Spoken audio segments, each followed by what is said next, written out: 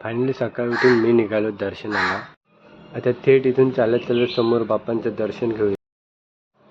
आणि हा आमच्या मामाच्या गावचा गणपती तुम्ही बघू शकता.